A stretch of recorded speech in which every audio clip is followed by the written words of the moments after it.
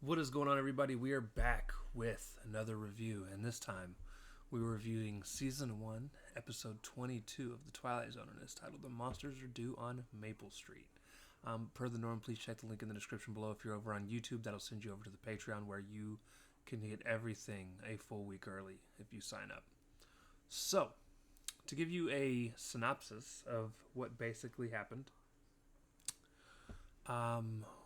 Maple Street, a nice, quaint suburban area that looks like your typical 50s suburban area.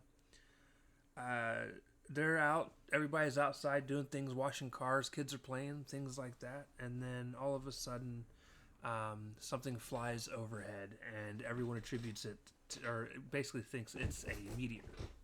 So they sit there, the meteor flies over. Shortly thereafter, everything electronic stops working. And when I say everything electronic, I mean everything electronic. Cars, homes, things like that. So the city all starts to gather up. And as it happens, these two guys decide that they're going to walk to town. And as they're getting ready to walk to town, one of the kids is like, hey, you shouldn't do that. Because what basically, like, I've seen how this works out in a comic book before. And basically, he says that when people leave, there are other people that come that look just like them that replace them.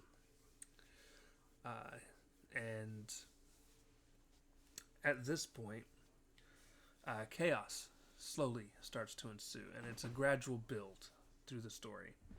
So,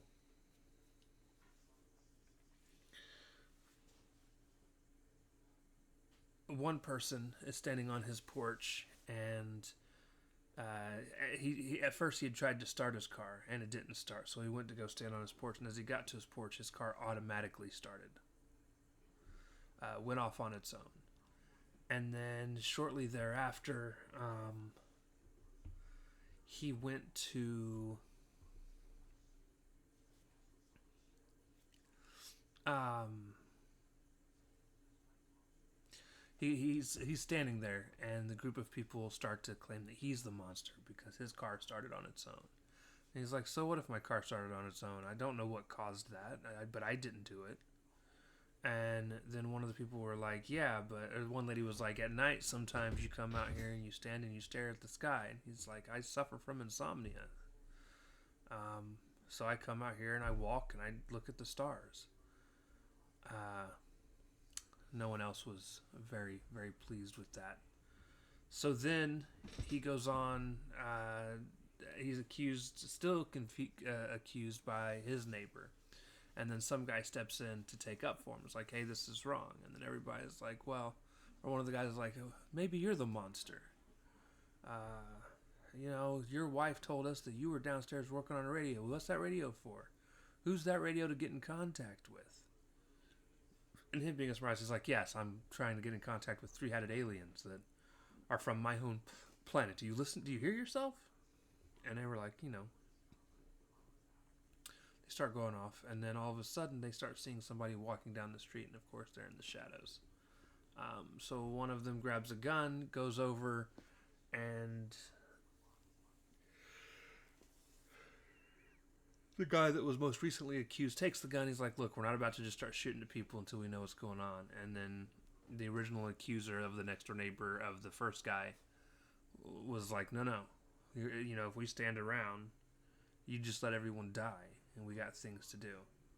So he takes the gun, he pulls up the gun, and he shoots, and it's a shotgun, and he manages to hit from an extremely far distance, and the thing or being falls, and they go check on him, and it's a neighbor from around the corner who was coming just to make sure that everyone was okay. So then he starts getting pelted with rocks, and he starts bleeding from the head as he's running away, and he's like, I know who the actual monster is. It's the kid. And they're like, the mom is like, how could it be my kid? He's a good boy, and goes on and stuff. And they all start, the mob starts chasing the kid. And then all of a sudden, lights start coming on all over the neighborhood. And so they're all starting to blame each other of Oh, this person's lights came on. You're the monster. You're the monster. And you're the monster. And just absolute chaos ensues. And then the camera pulls back over the neighborhood, and two people are talking. And it's two aliens up on top of a cliff, and one of them has like a circuit board that he's using to basically mess with the power. That I guess when they were flying over with the spaceship that looks like a meteor to those below. It was probably connecting signal-wise to all the things. And, he's playing with the stuff, and he's explaining. He's like, and this is how it happens every time. It's not exclusive to Maple Street. He says it's not exclusive to any specific area. He's like, you just fly over a street, you land nearby, and you mess with the power a little bit, and they'll eventually work themselves up into a fight, and they'll eventually take themselves out. And honestly, it was an extremely fun end to the story. Now, I say all that to say this. As far as everything else, this episode was directed by Ronald Winston, written by Rod Serling, and music was done by Rene Garuznik. Or I don't know how to spell his last, or how to pronounce his or her last name. And the episode released March 4th, 1960. With that being said, I actually really enjoyed this episode. Rod Serling, as a writer, as far as story writing, is very, very, very hit or miss for me. His stories to me are either really, really good or just really, really bad. But I did really enjoy this one. And yeah, he just did a really good job with the writing. And obviously, Ronald came in, did a really good job directing. Some of the acting was a little over the top at times. This is one of the first episodes I've actually really felt that way.